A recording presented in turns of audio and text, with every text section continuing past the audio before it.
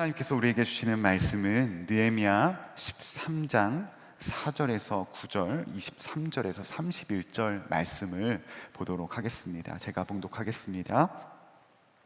이전에 우리 하나님의 전에 방을 맡은 제사장 엘리야십이 도비아와 연락이 있었으므로 도비아를 위하여 한 큰 방을 만들었으니 그 방은 원래 소재물과 유향과 그릇과 또 레이 사람들과 노래하는 자들과 문지기들이 11조로 주는 곡물과 새 포도주와 기름과 또 제사장들에게 주는 거제물을 두는 곳이라. 그때에는 내가 예루살렘에 있지 아니하였느니라. 바벨론 왕 아닥사스 32년에 내가 왕에게서 나아갔다가 며칠 후에 왕에게 말미를 청하고 예루살렘에 이르러서야 엘리야십이 도비아를 위하여 하나님의 전 뜰에 방을 만든 악한 일을 안지라. 내가 심히 금심하여 도비아의 세간을 그 방 밖으로 다 내어 던지고 명령하여 그 방을 정결하게 하고 하나님의 전에 그릇과 소재물과 유향을 다시 그리로 들여 놓았느니라.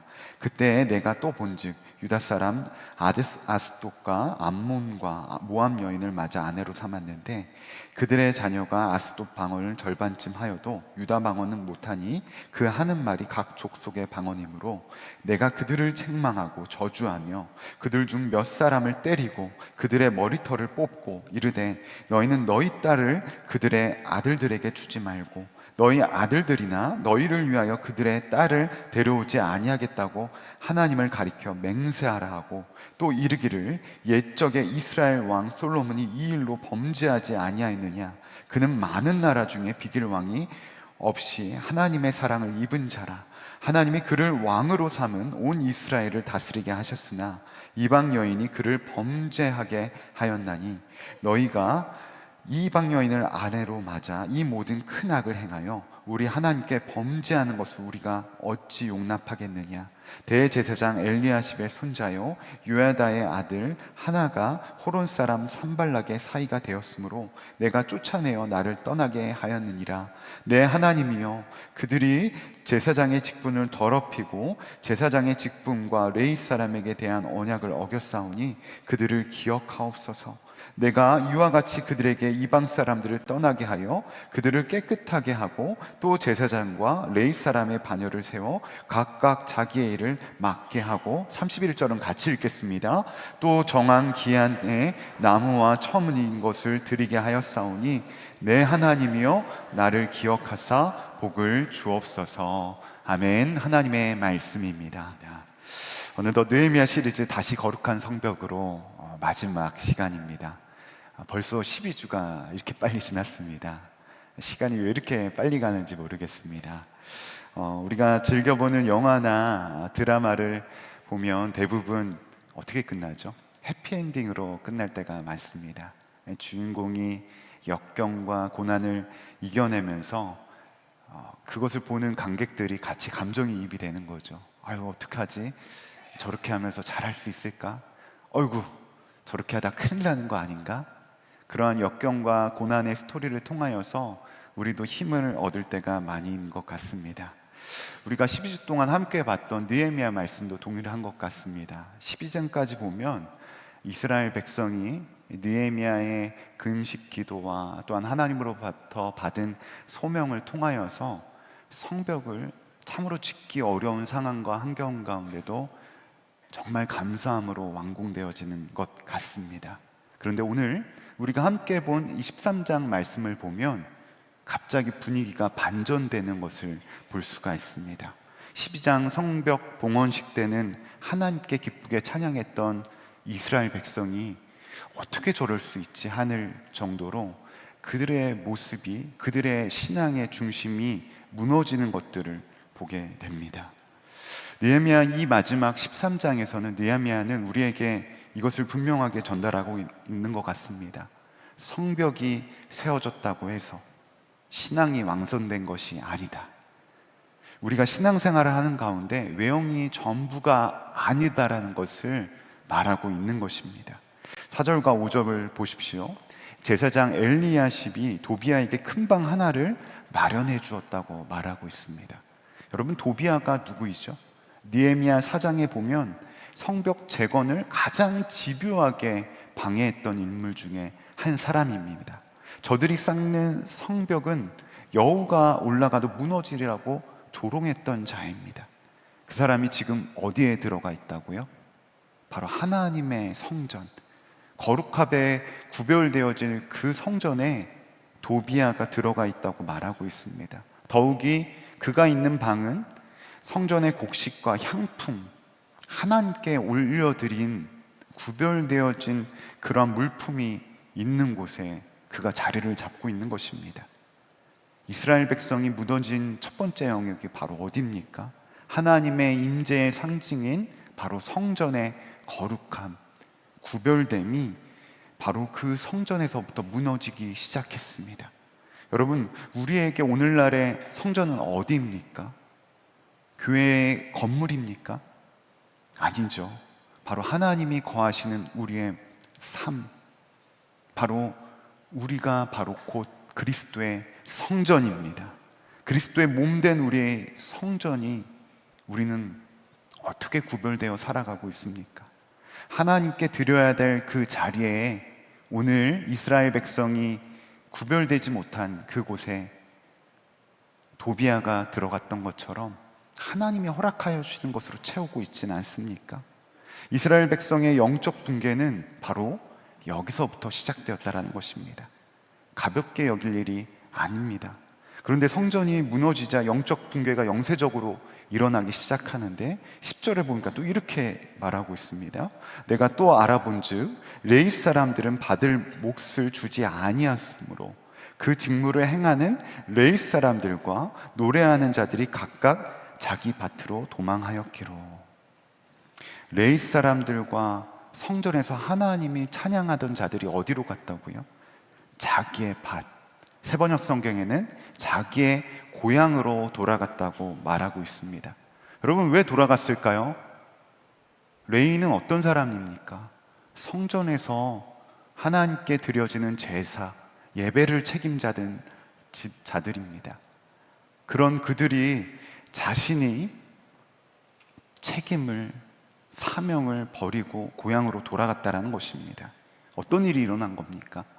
성전의 거룩함, 구별됨이 사라지니까 자연스럽게 예배 또한 어떻게 되는 거죠? 무너지게 되는 것입니다. 이스라엘 백성이 성전을 찾을 이유가 전혀 없어지는 것입니다. 자연스럽게 성전에 찾는 이들도 없으니 그들에게 몫으로 나갔던 11조나 구별되어 예물 또한 없어지는 것입니다. 예배가 무너지니 성직자들도 무너지고 그들을 섬기는 모든 자들이 성전을 떠나기 시작하는 것입니다. 느헤미야가 외칩니다. 11절에 하나님의 전이 어찌하여 버림바 되었느냐 하고. 느헤미야의 마음이 얼마나 안타까웠을까요? 성벽 봉헌식만 해도 두 그룹으로 나뉘어서 하나님을 찬양하던 그곳, 하나님을 예배하던 그곳이 버려진 곳이 되었습니다. 예배가 무너지자 예배를 섬기는 이들이 떠나가고 결국 이스라엘의 공동체에 큰 문제가 생기게 되었습니다. 15절과 16절에는 이렇게 말합니다.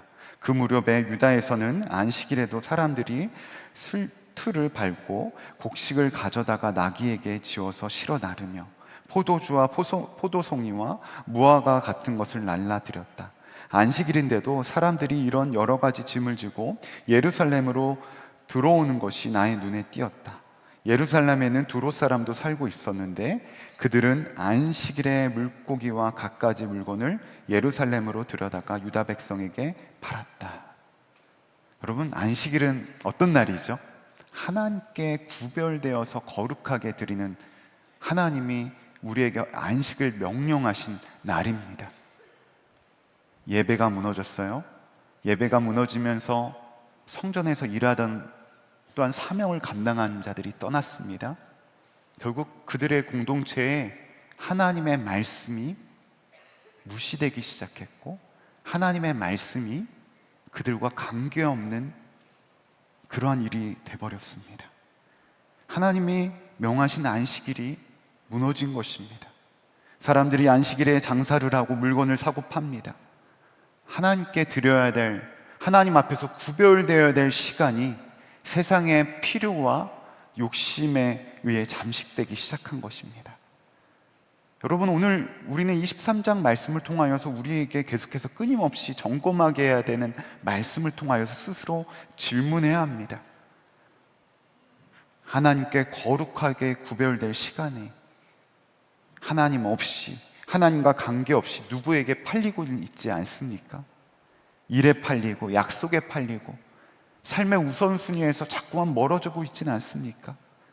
이스라엘의 백성의 영적인 무너짐은 계속해서 연쇄적으로 어떤 결과를 나타나고 있는지 오늘 느헤미야 13장은 우리에게 증언하고 있습니다.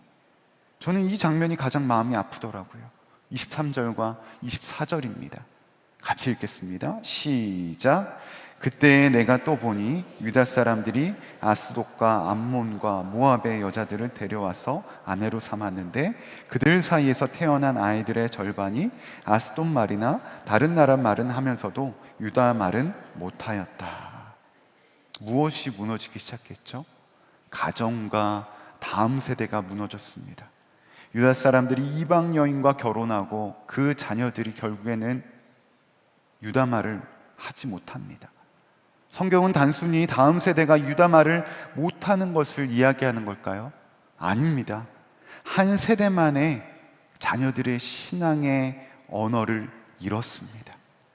믿음의 유산을 송두리째 빼앗긴 것을 이야기하는 것입니다. 부모 세대는 하나님이 어떤 분인지 알고 있습니다. 그러나 자녀들은 하나님과 전혀 관계없는, 하나님 없는 삶을 살아가고 있습니다. 하나님을 찬양을 했습니다. 하지만 자녀들은 하나님을 찬양할 이유를 모르고 있습니다. 참혹한 일입니다. 여러분, 왜 그토록 12장까지만 해도 성벽의 완성을 위하여서 마음을 모으고 뜻을 모으고 하나님 앞에 바로 섰던 이스라엘 백성들이 왜 이렇게 무너졌을까요? 왜 이렇게 영적으로 참담한 과거의 모습으로 돌아가는 걸까요? 본문 6절을 보면 느헤미야가 12년 동안 총독으로 봉직한 이후에 잠시 아다사스다 왕을 보러 다녀왔다고 기록되어 있습니다. 여러분, 느헤미야가 잠시 자리를 비웠기 때문에 이런 일들이 일어났던 걸까요? 아닙니다. 말씀에 등장하는 오늘 이 제사장 엘리야십도, 도비아와 결탁된 자들도, 안식일을 판 상인들도 갑자기 새롭게 등장한 인물이 아닙니다. 원래 있었던 인물입니다. 성벽을 보수할 때 함께 있었고 함께 하나님의 일하심을 바라봤던 자들입니다. 무엇이 문제입니까? 느헤미야가 있을 때는 드러나지 않고 없을 때 드러난 것입니까? 아닙니다. 여기서 우리는 분명하게 할 것이 있습니다. 우리의 믿음은, 우리의 신앙은 환경이 문제가 아닙니다. 문제는 바로 우리의 죄의 본성이 문제라는 것입니다. 성벽을 세울 수도 있습니다. 제도는 정비할 수 있습니다. 질서를 유지할 수 있습니다. 그러나 우리의 힘으로 우리의 마음을 새롭게 할 수 있습니까? 없습니다. 우리 교회는 장로 후보로 추천된 받은 분들 중에서 1년 동안 피택을 받기 이전에 교육하는 장로 아카데미 과정이 있습니다. 선한목자교회 목회 철학과 목회 방향에 대해서 함께 교육하는 시간이죠. 그때마다 핵심 사역에 대해서 함께 나누는데 저 또한 갈렙교회에 대해서 함께 나누고, 그리고 갈렙교회 목회 방향 또한 사역의 정체성에 대해서 함께 나누는 시간이 있었습니다. 그것을 함께 나누고 한 권사님이 손을 들고 질문하는 거예요. 목사님, 갈렙교회 갈 정도의 연륜과 또한 신앙생활을 했다고 한다면 갈렙교회 모든 성도들이 이 땅에서 천국에서 사는 것 같은 삶을 살고 계시나요? 이런 질문을 하는 것입니다. 여러분이면 어떻게 대답하시겠습니까? 아멘 하시겠습니까? 적지 않게 당황스러웠습니다. 얼마 전 한 분과 대화하는데도 또 이런 얘기를 하시는 것입니다. 목사님, 저는 갈렙교회에 오면 은퇴하고 삶의 여유도 많고 시간도 많아서 더 말씀도 많이 보고 더 하나님의 일을 많이 할 거라고 생각을 했습니다. 그런데 현실은 더 바빠지고 그렇지 않은 제 자신을 봅니다. 그리고 왜 이렇게 마음은 좁아지는지요? 왜 이렇게 자기중심적으로 고집스럽게 살아가는지 모르겠습니다. 우리는 흔히 생각합니다.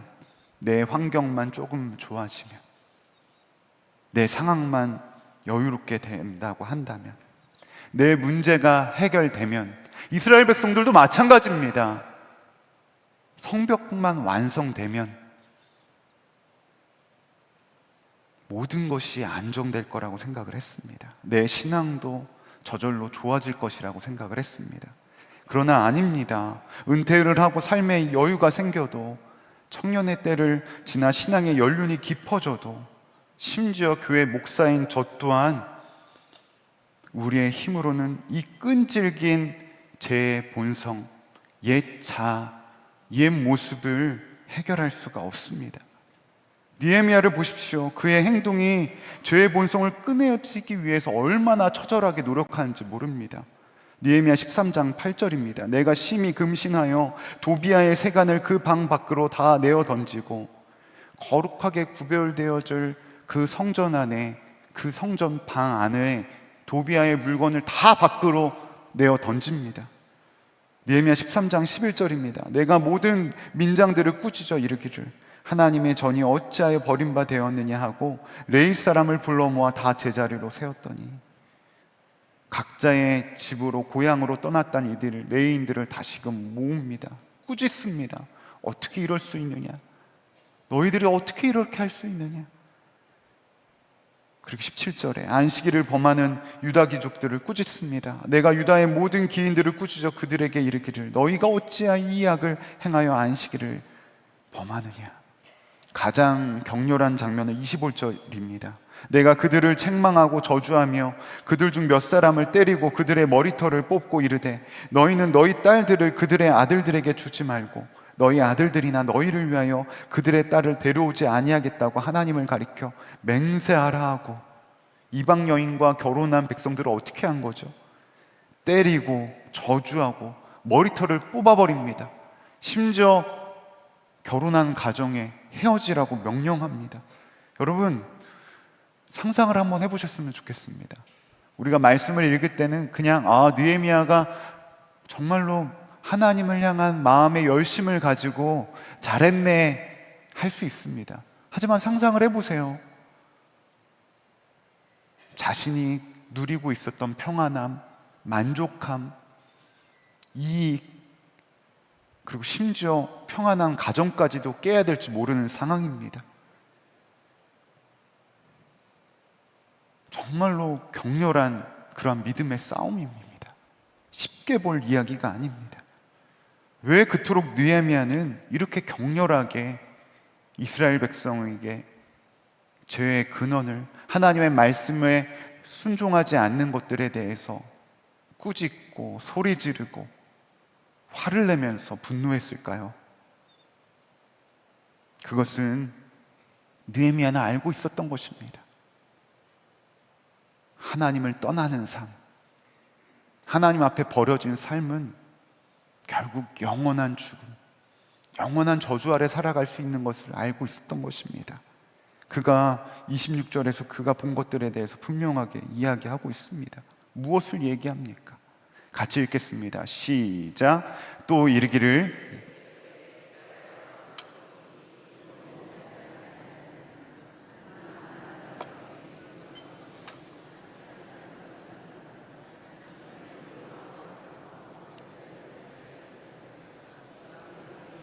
그를 범죄하게 하였나니, 하나님의 사랑이, 그 누구보다도 하나님의 축복을 입은 솔로몬이 어떻게 망가졌는지, 어떻게 무너진지 알고 있었던 것입니다. 그래서 느헤미야는 머리털을 뽑아서라도 때려서라도 이 죄의 흐름을 끊으려고 했던 것입니다. 자신이 할 수 있는 것은 최선을 다했습니다. 그러나 그조차도 한계가 있었습니다. 왜요? 누군가는 불편한 마음을 가졌다니까요. 이걸 꼭 그렇게 해야 돼? 안식일인데? 내가 하고 싶은 대로 하면 안 되나? 아니, 이미 가정을 꾸렸는데 어떻게 헤어지라고? 여러분, 우리도 이와 같을 때가 있지 않습니까? 어떤 교회의 목회 방향에 따라, 교회 목회 철학에 따라 꼭 이렇게까지 해야 되나? 꼭 이렇게까지 신앙생활을 해야 하나? 결국 느헤미야는 하나님께 부르짖습니다. 4번의 부르짖음이 있는데요. 14절, 내 하나님이여 나를 기억하옵소서. 22절, 내 하나님이여 나를 위하여 이 일도 기억하시옵고 주의 크신 은혜대로 나를 아끼시옵소서. 29절, 내 하나님이여 그들을 기억하옵소서. 31절, 내 하나님이여 나를 기억하사 복을 주옵소서. 느헤미야가 4번이나 하나님의 이름을 부르짖으며 간구합니다. 느헤미야는 알고 있었습니다. 자신이 아무리 분노하고 소리를 지르고 머리털을 뽑아가며 이스라엘 백성에게 외쳐도 자신의 힘과 능력으로 이스라엘 백성을 변화시킬 수 없다라는 것을, 한 영혼을 돌이킬 수 없다라는 것을 알고 있었습니다. 여러분, 우리의 힘으로 믿지 않는 남편, 교회를 떠난 자녀들 하나님께 돌아오게 할 수 있습니까? 없습니다. 불가능한 일입니다. 한 영혼을 구원할 수 있는 일, 우리의 힘으로는 할 수 없습니다. 느헤미야의 외침은 하나님을 붙드는 것입니다. 하나님께 매달리는 것입니다. 그리고 죄의 본연에 무너진, 날마다 무너지고 있는 이스라엘 백성에게 외치는 것입니다. 주님, 오직 주의 크신 은혜가 없으면 우리는 소망이 없습니다. 나를 불쌍히 여겨 주시옵소서. 하나님의 긍휼과 은혜만을 구하는 것입니다. 그러므로 우리의 삶에 우리는 분명하게 우리를 구원시킬 분이 누구인지 분명하게 고백해야 합니다. 우리를 구원하실 분, 그분은 누구십니까? 누구십니까? 예수 그리스도. 우리를 영원한 흑암의 죄의 본성을 끊고 영원한 하나님 나라, 하나님의 자녀 되는 은혜를 베푸실 분, 그분은 누구십니까? 예수 그리스도십니다. 느헤미야는 분명하게 고백하고 있는 것입니다. 솔로몬도 이방 여인의 앞에 무너졌습니다. 느헤미야도 금식하며 정말 조롱과 많은 비난과 공격 가운데 성벽을 완성했지만 한계에 부딪혔습니다. 인간의 지혜로, 인간의 헌신으로 죄의 본성은 해결되지 않습니다. 그래서 이 땅에 한 분이 오셨습니다. 누구십니까? 예수 그리스도. 여러분, 이 고백이 얼마나 중요한지 모릅니다. 사람들이 가장 많이 알고 좋아하는 성경 구절을 뽑으라 하면 요한복음 3장 16절일 것입니다. 복음을 가장 간략하게 핵심으로 우리에게 선언하고 있는 것입니다. 같이 읽겠습니다. 요한복음 3장 16절 시작. 하나님이 세상을 이처럼 사랑하사 독생자를 주셨으니 이는 그를 믿는 자마다 멸망하지 않고 영생을 얻게 하려 하심이라. 아멘. 여러분, 믿으십니까? 정말 우리가 고백해야 될 하나의 메시지, 한 말씀, 분명한 고백입니다. 그런데 요한복음 3장 16절에 보면 여기서 강조하는 강조 부분이 좀 다른 것을 볼 수가 있는데요. 그를 믿는 자마다, 그를 믿는 자마다, 헬라어로 보면 피스티온이라는 단어를 사용하고 있습니다. 현재 분사로 사용하고 있는데요.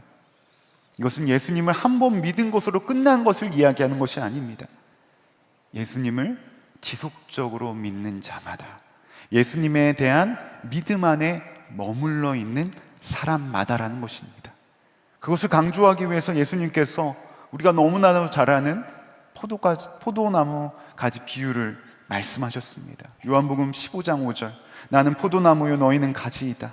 사람이 내 안에 머물러 있고 내가 그 안에 머물러 있으면 그는 많은 열매를 맺는다. 너희는 나를 떠나서 아무것도 할 수 없습니다.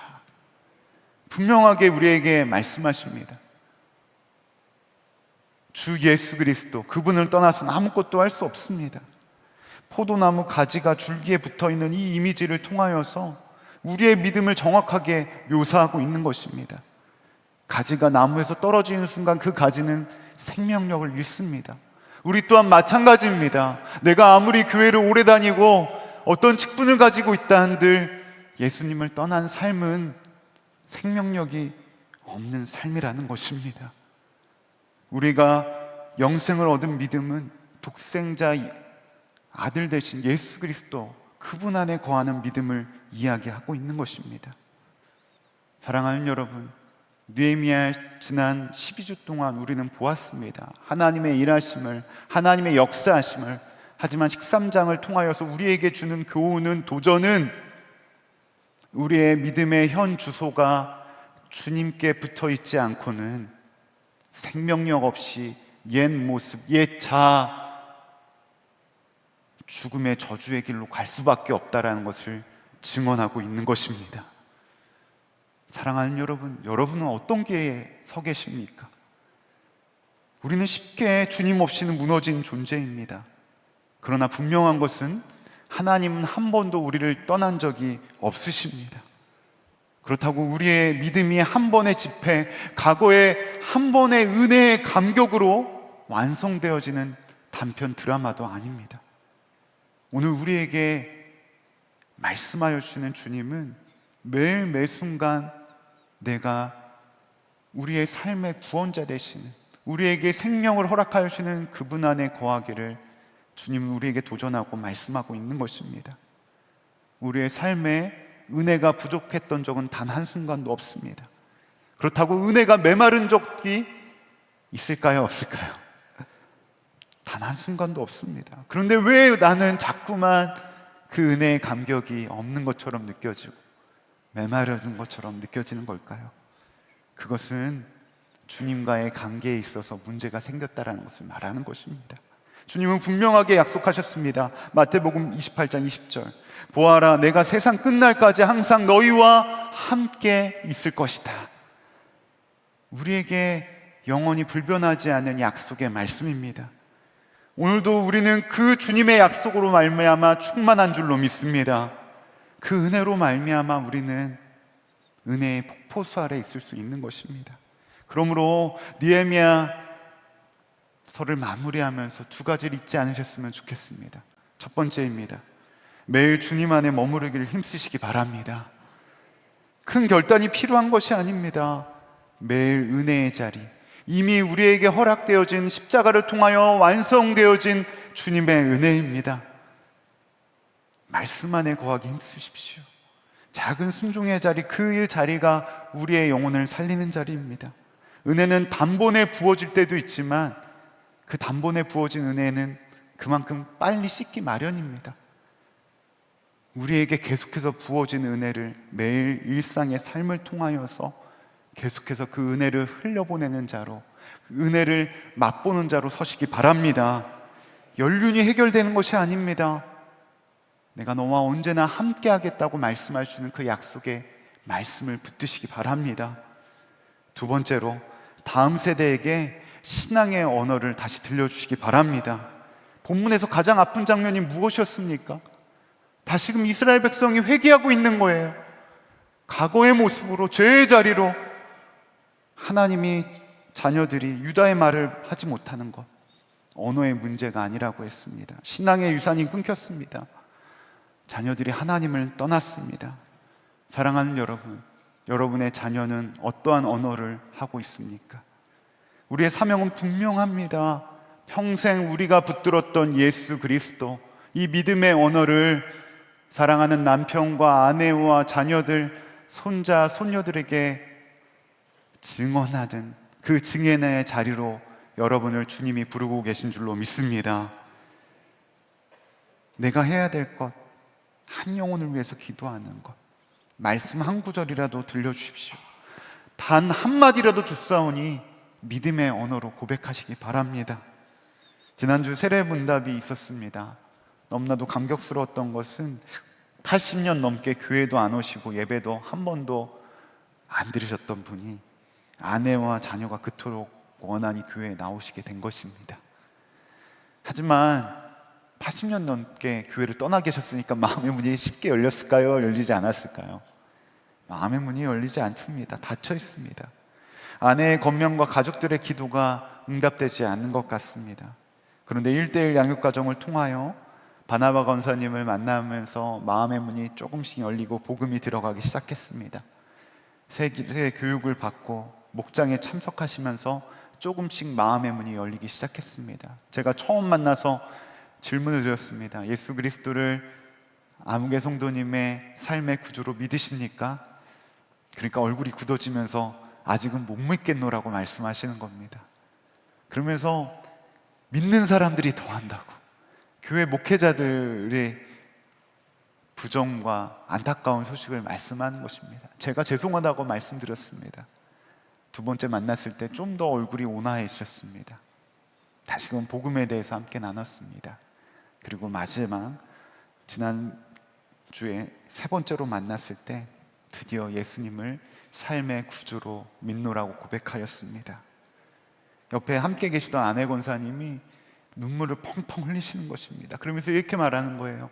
결혼한 지 51년 만에 하나님이 응답하셨다라는 것입니다. 여러분, 51년입니다. 그냥 말이 쉽죠. 51년 동안 사랑하는 남편을 위해서 기도했던 그 권사님, 어떻게 보면 한 영혼이 돌아오는 것, 한 영혼이 주님께 붙들리는 것, 쉽게 보일진 모르지만 그 51년이라는 삶의 무게 가운데 얼마나 많은 눈물과 마음의 애통함이 있으셨을까요? 여러분, 우리를 부르시는 사명의 자리는 다른 것이 아닙니다. 바로 여전히 하나님을 모른 채 죽어가는 잃어버린 한 영혼을 향한 그 하나님의 부르심 앞에 오늘 이 자리에 앉아있는 여러분들을 예수 그리스도의 복음의 증언자로, 증인으로 주님은 부르고 계시다라는 것입니다. 그 부름 앞에 어떻게 반응하기 원하십니까? 오늘 느헤미야와 같이 나는 할 수 없지만 주님이 나에게 허락되어진 그 한 영혼, 주님이 그 영혼을 붙드시고 변화시킬 수 있습니다. 주님의 은혜로 그 한 영혼이 돌아오게 될 줄로 믿습니다. 바로 느헤미야 같이 믿음의 그로 고백함으로 하나님의 일하심을 나타내는 귀한 은혜의 통로로 쓰임받을 수 있는 저와 여러분 되시기 바랍니다. 주님이 여러분을 통하여 일하실 줄로 믿습니다. 이 시간 우리 합심으로 함께 좀 기도했으면 좋겠습니다. 사랑하는 여러분, 우리는 자주 있습니다. 주님이 어떤 분이신지, 주님이 함께 하신 것을 자꾸만 우리는 잊어버리고 그 은혜를 식을 때가 너무나도 많습니다. 그리고 주님을 자꾸만 떠납니다. 하지만 주님은 오늘도 내가 넘어졌던 그 자리, 내가 무너진 그 자리에서 기다리시고 나를 초청하고 계십니다. 이 시간 나 함께 기도할 때 주 예수님, 그때뿐인 믿음 안에 내가 멈춰 있진 않습니까? 주님, 내 안에 무너진 영역이 있다고 한다면 생각나게 하여 주시옵시고, 내가 항상 함께 있으리라 약속하셔 주시는 그 주님의 약속의 말씀에 더욱더 거하는 믿음의 삶을 살아가게 하여 주시옵소서. 그래야 내 삶을 통하여 잃어버린 한 영혼이 돌아오게 되는 믿음의 역사가 나타나게 하여 주시옵소서. 이 시간 우리 다 함께 주님의 이름 한번 부르고 기도하며 나아가겠습니다. 주여, 오 아버지 하나님, 은혜의 감사와 찬양을 드립니다. 오늘 말씀을 통하여 주님을 처음 만났던 그 말의 뜨거운 그 결단, 하나님, 내 안에 식어있던 믿음의 영혼이 있다고 한다면 생각나게 하여 주시옵시고, 이제는 다시금 주님께 돌아오는 믿음의 역사가 시작되어지길 원합니다. 주 예수님, 우리 안에 더욱더 주님을 향한 갈망과 믿음 가운데 믿음으로 반응하며 나아가는 사랑하는 모든 성도들 에게 인도하여 주시옵소서. 그리하여 하나님, 오늘도 나를 귀한 믿음의 증인으로 하나님 부르시는데, 하나님, 우리의 삶 가운데 언제나 함께 하시는 예수 그리스도를 전하는 자로 복음의 증인으로 살아가는 모든 성도들 되어질 수 있도록 주여 은혜를 더하여 주시옵소서. 주님, 한 사람 한 사람이 쏟아지게 되어지는 믿음의 역사가 나타나게 인도하여 주시옵소서. 오 주 예수님, 은혜를 더하여 주시옵소서. 아버지, 그 역사여 주신 그 주님을 기대하며 나아갑니다. 주님 은혜로 덧입혀 주시고 함께하여 주신 하나님의 은혜를 누리며 나아가는 모든 성도들에게 인도하여 주시옵소서. 주님 허락하여 주실 그 은혜를 기대하며 나아갑니다. 하나님, 오직 주님만을 기대합니다. 주 예수님 은혜를 더하여 주시옵소서.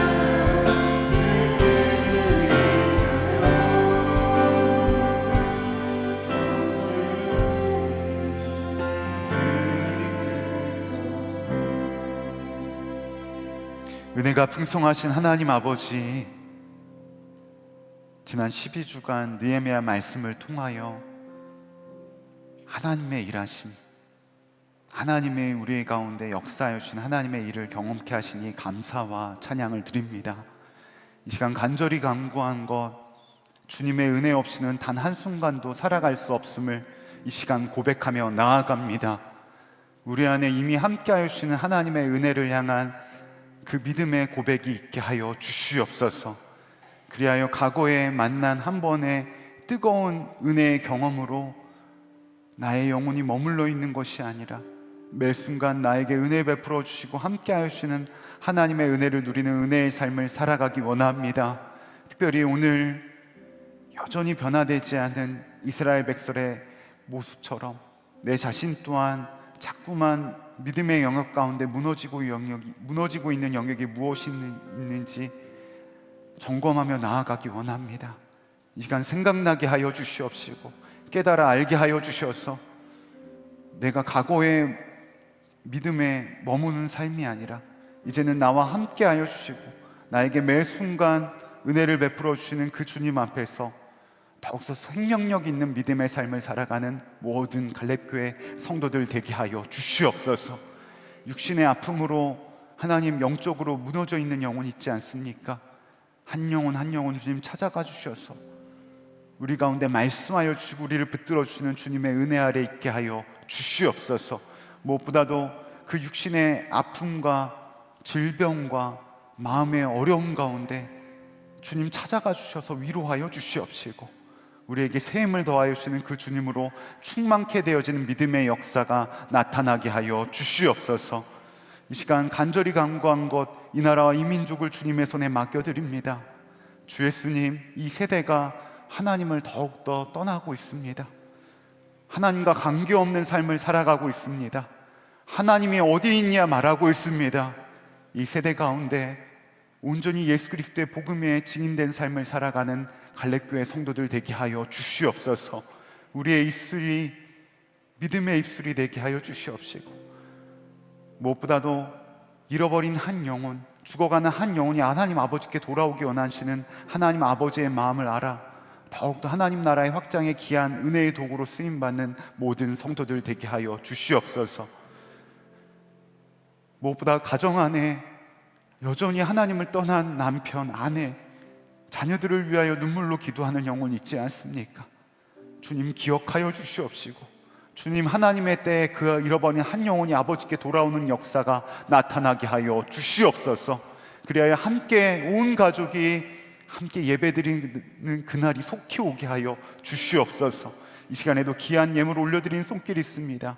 이 예물이 쓰이는 곳곳마다 하나님의 나라가 확장되어지게 하여 주시옵시고 주님께서 이 예물을 기쁘게 흠양하여 주셔서 더욱더 각자의 삶 가운데 하나님 채워주시고 입히시고 인도하여 주신 하나님의 은혜를 매 순간 찬양하고 경험하는 믿음의 삶을 살아가게 하여 주시옵소서.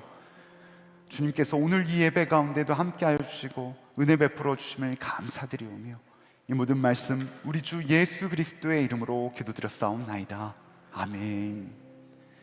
감사합니다. 이 시간 다 함께 일어나셔서 봉헌하시며 주님께 나아가도록 하겠습니다.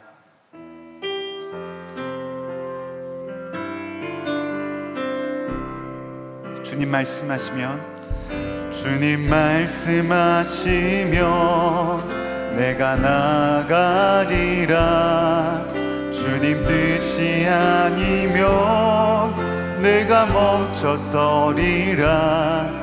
나의 가고 서는 것 주님 뜻에 있으니 오 주님 나를 이끄소서. 주님 말씀하시면 주님 말씀하시면 내가 나가리라. 주님 뜻이 아니면 내가 멈춰서리라. 나의 가고 서는 곳 주님 뜻에 있으니 오 주님 나를 이끄소서. 뜻하신 그곳에 나 있기 원합니다. 이끄시는 대로 연약한 내 영혼 통하여 일하소서. 주님 나라와 그 뜻을 위하여 뜻하신 그곳에 나 있기 원합니다. 이끄시는 대로 순종하며 살리니 연약한 내 영혼 통하여 일하소서. 주님 나라와 그 뜻을 위하여 오 주님 나를 이끄소서.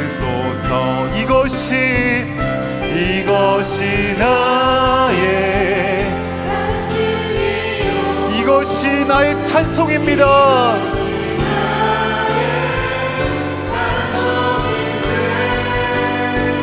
나 사는 동안 끊임없이 구주를 찬송.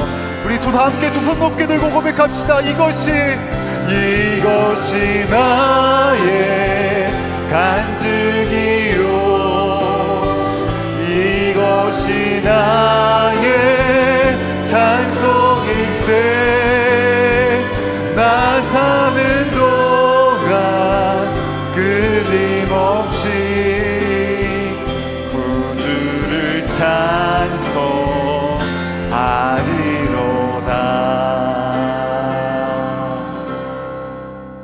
기도합니다.